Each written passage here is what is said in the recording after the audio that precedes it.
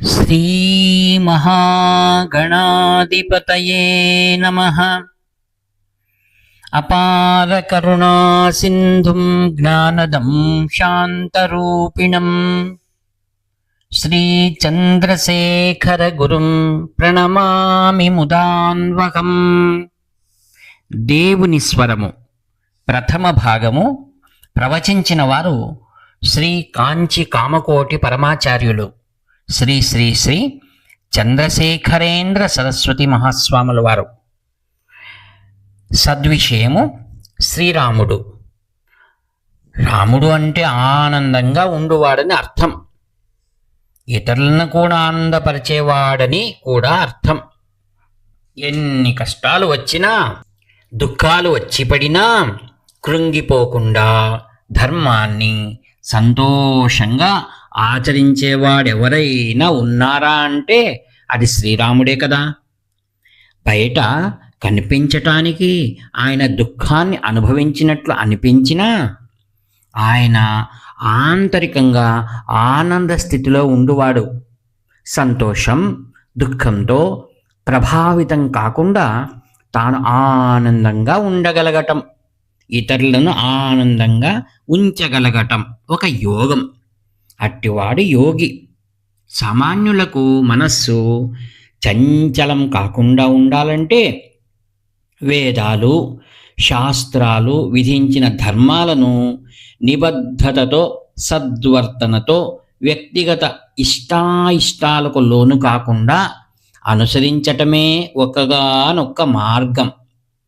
వేదాలు విధించిన ధర్మాన్ని బట్టి జీవితాన్ని గడిపినట్లయితే అటూ ఇటూ పరిగెత్తడం దానికదే తగ్గిపోయి చిత్తం నిర్మలంగా అవుతుంది.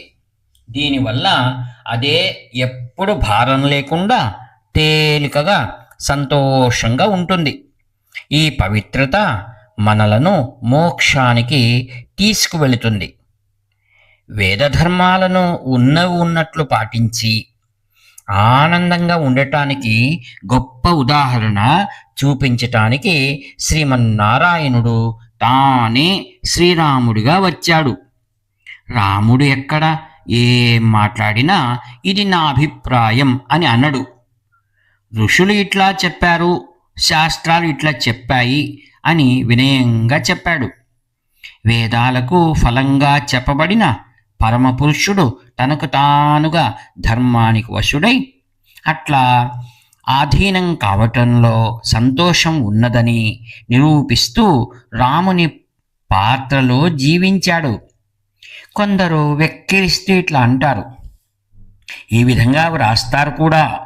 రావణుడు సీతను ఎత్తుకొని పోతుంటే సీత అరుస్తుంది, రాముడు 1 మైలు దూరంలో ఉన్నవాడు ఈ అరుపులు వినలేకపోయాడు. ఈనాడు అట్టివాడిని భక్తులు పిలిస్తే లాభమేముంటుంది? ప్రశ్న. రాముడు ఈ లోకంలో జీవించినప్పుడు మనిషి వేషంలో ఉన్నాడు, మనిషిగానే బ్రతికాడు అనేది మర్చిపోయి వారు ఇట్లా మాట్లాడుతారు. ఒక నాటకం జరుగుతున్నది. వాల్మీకి లవకుశులను రాముని వద్దకు తీసుకుపోతున్న దృశ్యం సాగుతోంది. నాటకాలలో రాజుల పాత్రలను పోషించే రామస్వామి అయ్యంగారు రాముని పాత్రధారి. ఆయన 2 పిల్లలే లవకుశులుగా వేస్తుంటారు. నాటకంలో రాముడు వాల్మీకిని అడుగుతాడు, ఈ పిల్లలు ఎవరు అని. ఆ నాటకం చూసేవారు రామస్వామిని చూసి ఈయన తన పిల్లలనే గుర్తుపట్టలేదు అని నవ్వుతారా? ప్రశ్న. ఒకవేళ నాటకంలో వాల్మీకి కనుక నాటకాలలో రాజు పాత్రలు పోషించి ఖ్యాతి గడించిన రామస్వామి అయ్యంగారి పిల్లలే ఈ పిల్లలు, నీవే రామస్వామి అయ్యంగారివి కాదా అని అన్నాడు అనుకోండి, ఎంత అసహ్యంగా ఉంటుంది. వాస్తవం ఏదైనా అన్నీ తెలిసినా నాటకంలో ఏమీ ఎరగనట్లే ఉండాలి.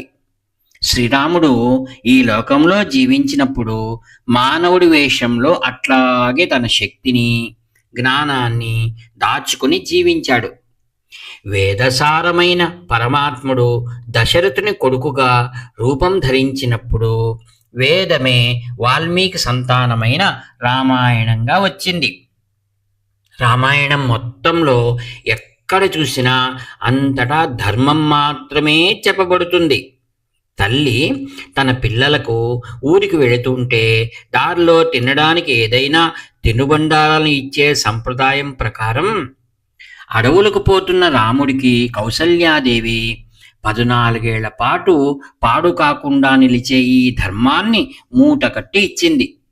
ఆమె ఆశీస్సుల రూపంలో మిఠాయి బిళ్ళలను ఇచ్చింది. యం పాలయసి ధర్మం త్వం ధృత్యా చ నియమేన చ సవై రాఘవ శార్దూల ధర్మస్త్వామభిరక్షతు.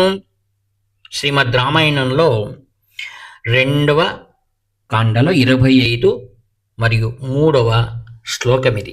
రాఘవ, నీవు ధైర్యంతో నియమంతో పాటించిన ధర్మమే నిన్ను కాపాడుతుంది అని చెప్పింది. నియమం అంటే వ్యక్తిగత ఇష్టాయిష్టాలు లేకుండా శాస్త్రాలకు అధీనుడై ఉండటం ముఖ్యం. అదేవిధంగా ధైర్యం కూడా ముఖ్యం.